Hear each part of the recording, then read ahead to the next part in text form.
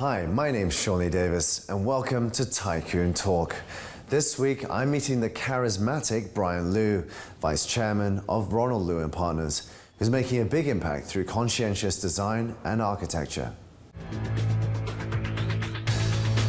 Hong Kong is one of the wealthiest cities on the planet. I'm on a journey to meet the most successful business leaders who can inspire a new generation of entrepreneurs to help our city remain truly world-class. I also want to get behind the public persona and find out their secrets for extreme success.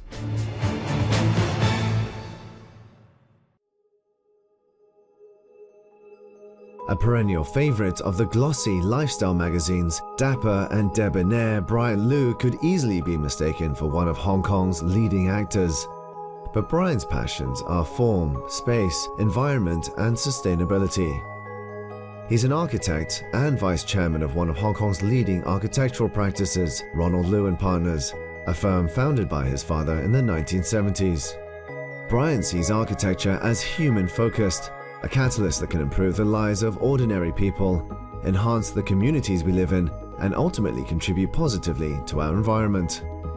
He's also a keen athlete, participating regularly in local triathlons and enjoying winter sports such as heli-skiing. I meet up with Bryant in their extensive Wan Chai office, and he offers to show me around. How many staff do you have here? We have, in Hong Kong, we have about 430. Based here? Based in Hong Kong. We have spread over 3 floors. So this is our biggest floor, and then 38, and then downstairs 32. And of course you have staff in China as well, working on projects there? We have over 150 in China. How do you get the best out of your staff, not just in terms of productivity, but being creative? It's hard. It's not a science, is it? It's not a science. You need to challenge them, and then at the same time inspire them. So we have a lot of sharings and lectures. Architecture is strange. We don't have a textbook. So very often we get inspired by things we see, buildings, spaces, or art pieces, and these all adds together, and then the human experience. And when they all come together, and usually something fun will happen. Like Mo was saying, it's 1% inspiration, then 99% is perspiration. It's work it and try and error, you fail, try and error, you fail, and the more you fail, the more you learn, and hopefully you can do it a little bit faster the next time. And that's the age-old recipe to innovate. Later, we sit down, and I asked Bryant if he went into architecture just because of his father. No, I'm definitely not getting into this architectural business because of him, but he certainly has a great influence. I'll share you a story. Kindergarten in Hong Kong, K3. So the teacher asked us to, hey, why don't you draw your room? So all the kids draw a picture like a perspective of their space. I put out black crayon and started drawing lines. The teacher completely freaked out, called my mom, said, Mrs. Lu, you have to come to pick up your son. My mom cracked up. It's a floor plan of my room. When I was growing up, I sit next to my dad. He would draw and I would draw, and just being a kid, right, you copy your dad. And he teaches me how to, this is a sign for a door, this is a sign for a window. So when the teacher asked me to draw a room, I didn't even think twice, and let's draw a floor plan. So I conceptualized a 3D space into a 2D drawings. Ever since then, I've been fascinated with architecture, building, how it touches people's lives, how it changes the environment. So at later stage in high school, he tried to, when I expressed interest in this, he tried very hard to ask me not to get into profession, send me to a construction site in Queensland, and I was bitten by sandflies every day, and just doing that, hated it. The whole thing is, for him, he wants to make sure it's something that I want, and not pressed upon me just because he has a practice. So you decided to go and study architecture anyway at Cornell? Yes. Were you a particularly gifted student at architecture, or are you as good as your father? I'm a B+. I wasn't the A student. After 4 years, 5 years, you start to realize, okay, where's my strength? I know what's good, I know what's bad. I may not be the most talented designers, but at least I appreciate what is nice, and I have a good business acumen.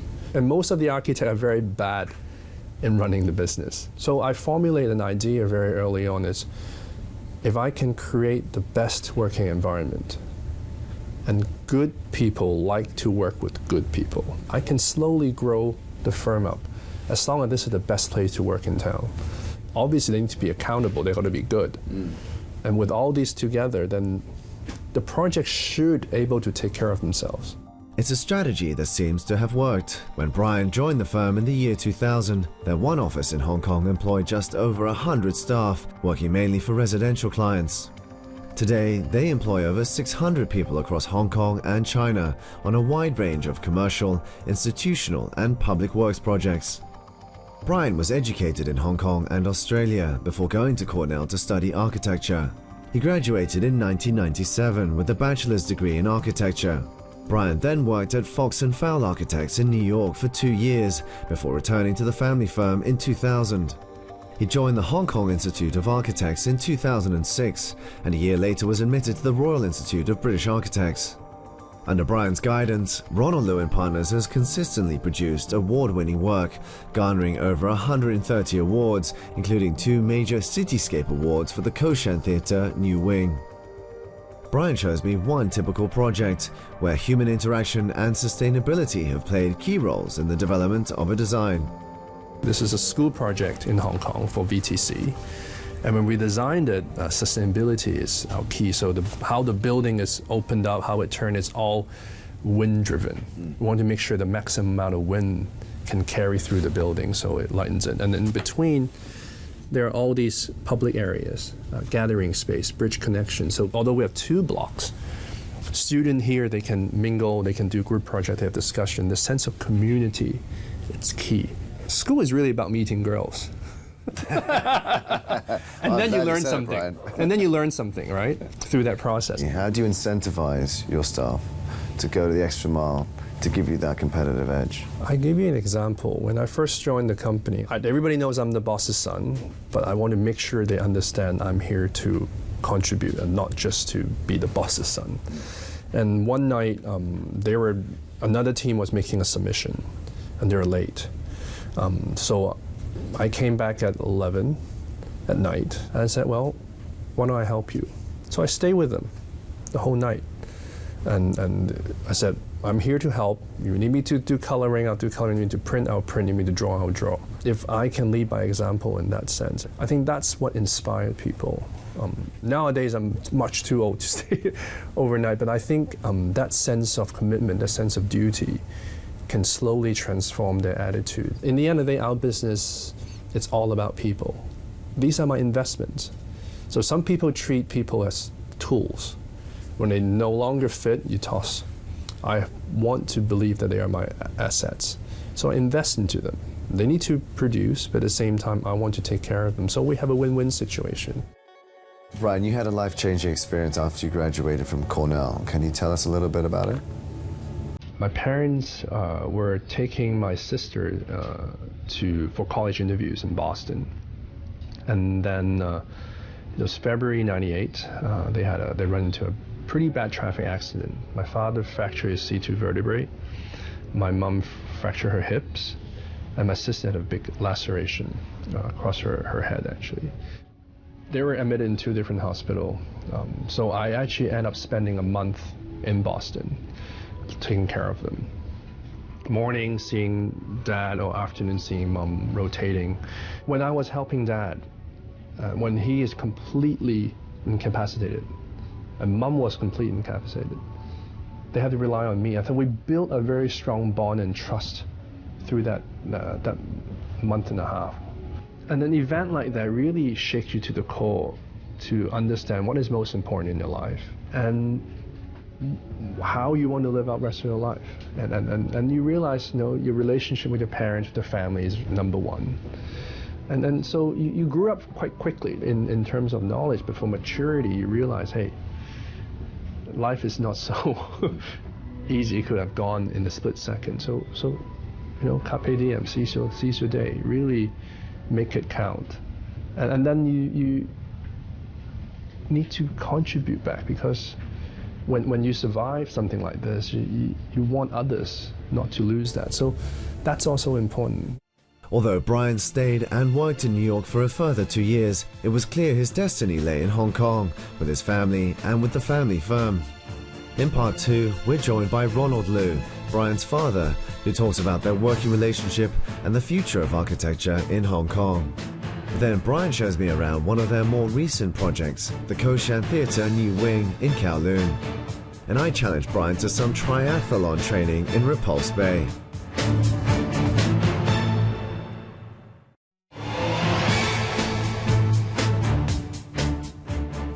Welcome back to Tycoon Talk.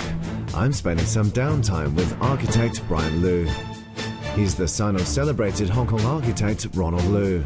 Growing up watching his father at the drafting table, Bryant's destiny was set out from a young age. But for Bryant, destiny also became a passion. Graduating from the prestigious Cornell University College of Architecture, he returned to the family firm in 2000.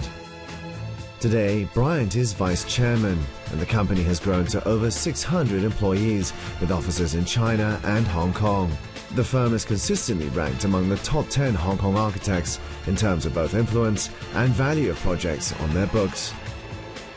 We're joined in the company boardroom by Bryant's father, Ronald Lu, and I asked them about the secrets to their success.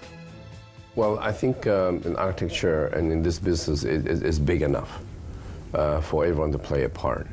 And you just need to find the right niche that you think they can contribute best to it. And basically to work as a team. Because I find that a lot of people in my office now, especially junior staff, don't really like talking to me.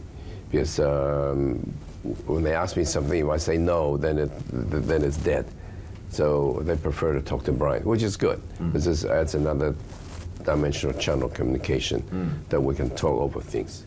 So even if you say no, then they might be able to get a yes out of him, or he might be able to convince you. Well, he's got to talk to them first. If he thinks okay, then we'll talk to me. The age gap makes me slightly more approachable. At the end of the day, obviously you're the chairman, you made the final decision, but is there a backwards and forwards? Is there a discussion, or is it pretty much a one-way street when it comes to decision making?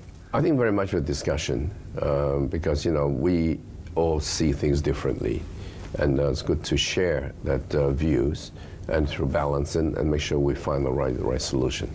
Just take us through the process of getting a building made. You get approached by a client, what happens next? You're very right, you need a client. And I think most important thing is that you have a good client. A client who's serious about what he's doing, have a bit of knowledge of what his needs are. If they keep changing their mind, then you'd be going through so many different options that you don't know where you're going to end. And you are to fulfill that need in a architecturally beautiful building. So I think it's a lot of teamwork. For instance, if someone comes to see me and wants to build a house, okay, then I would spend a lot of time with that person. And then he's got to be comfortable with me, and I've got to be comfortable with him. And if it doesn't mix, then that's it. But if it does mix, then you go to the next stage. So in some ways, it's a bit like dating, I guess. You have to get along. You got to get along. Right. And see each other's point of view. So what's the hardest part about your job? I think everything is hard. You just got to have a passion. And that passion's got to burn inside, that you got to come and you got to do the best. And architects are sometimes very suckers, there's a project, if it's going to lose money, you still do it. And that's the passion that's in an architect, that you try to, that you are very enthusiastic about it, and you want to do the best. And I think it's in some ways a good concept, because if you do the best, the rewards will come later. Maybe not in monetary values, but in terms of satisfaction, that you've done something that you really enjoy doing. Where do you get that satisfaction? Is it seeing that building up in the end? Is it people enjoying your spaces that you've created? The most complimentary thing for me is actually to receive unsolicited complimentary letters from tenants who occupy my building. They just write to me and say, listen, I love this building you've done, and then they list out why, and you think, wow, this person really appreciates it. And that is very, very satisfying. Sometimes you just walk past your own project and you see how people use it, and they use it the way you intended to use it, and I think, yeah, I got it right. And then when they truly say, oh, this is so nice. And I think for architect, that's all you look for. It's appreciation from the users and peers. I think these help fuel us to keep going forward. Bryant's top tips for those interested in the architectural profession are: don't give up, be patient, and don't lose sight of your ultimate goal. Be observant, learn as much as you can, and don't just stick to one discipline. And finally, get your hands dirty. Learn from the ground up and get out onto the sites. Look at how buildings are actually built. I head over to Kowloon, where Bryant wants to show me one of their smaller projects, but one that he's particularly proud of. Bryant clearly has a passion for the arts and architecture, but he's also got a head for business, which is what makes him well placed to take the firm into the future. We're now going to visit one of the firm's more interesting projects, which they designed, the Ko Shan Community Theatre, which was designed to house a new generation of Cantonese opera performers. So it's going to be interesting to see how they married the demands of a traditional art form with a modern outlook. The Ko Shan Theatre New Wing was opened in October 2014 and consists of a 600-seat auditorium, an exhibition gallery, plus rehearsal and practice rooms. This project is quite unique. We designed this theatre for general purpose, but at the same time their specific agenda is to create it also to accommodate the traditional Cantonese opera art form. The performer and the musician have a very, very intimate relationship. They constant eye contact. They don't really play to a script. The musician would watch the performer and see when they take his first step and they start, and the whole rhythm of the performance between the two of them. So that relationship is very intimate. So when we designed this, the eye contact and how do we deal with the orchestra pit, and the way we designed the seats also is quite wide, wider than the normal standard, because we have a lot of senior citizens who like to watch, so they would move in and out for toilets. So we designed that so they can squeeze out and not have to the whole row stand up and you pass through. So these are small design details to make the experience a lot more comfortable. Alongside many of the firm's more recent mega projects, Bryant is equally proud of these smaller, more intimate creations. Another example is the Pak Tsz Lane Park near Central. It's a park where the old revolution, they started by this organization, and there's a lot of historical legacy inside. It's basically a walled courtyard. You can only get into this park by a small, narrow street. And once you get in, it's quite amazing. It's a celebration of the centenary celebration of the revolution. And we designed it partly as a new park to our kids to have fun. At the same time, we have a lot of cultural pieces, including the letter that Dr. Sun Yat-sen wrote as a financial appeal for people to support this movement. Do you think that this renewed interest in the past is part of perhaps a growing anxiety about the actual identity of Hong Kong? Does it belong to mainland China, or is it a Western city, or is it both? People don't really know what the future is. I think you got it spot on. I think our generation is the first true generation growing up in the modern Hong Kong, where we are not really China, but we're not Western either. We are searching who we are, and this is part of who we are. And we need to embrace it, explore it, and then don't just keep it as what it is, but find ways to transform it and make it even more of what it's Hong Kong, right? Who we are and what we stand for. I think it's a time to define ourselves. But obviously, during this period, it's very challenging. And these moments are very precious, because through these dialogue, we can find our new ways. And just like triathlon training, right? A certain period, you hit a wall, but if you don't push, you never reach the next level. And the pushing, while you're stuck, that's the hard work, but it's necessary. Otherwise, you will never grow and never change. Bryant's triathlon analogy is apt because he practices what he preaches. He's a keen athlete and likes to stay in shape by competing regularly in triathlon events. The following morning, I meet up with Bryant and his personal trainer in a blustery Repulse Bay to experience a typical workout. So, Michael, presumably you're the trainer? Yes. You look like the trainer. How hard is it to become a triathlete? It's not that hard. It's just stay the dedication to the sport, and then the training comes along. How fit is this guy?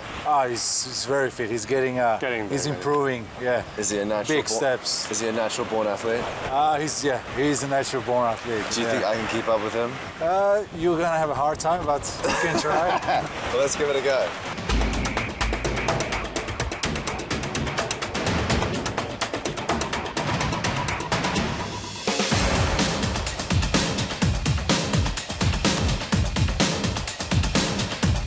What's the worst part about training for triathlon? It's this transition, because you're going from one sport to another sport and your muscles are not ready. So this is what they call the third sport in triathlon. Which is your favorite part? Actually, from biking to running, that's the Not the tough swimming. part. Swimming is fine. Yeah. Boats. Okay, well, let's give the swimming a go. It's time for us to disrobe. All right.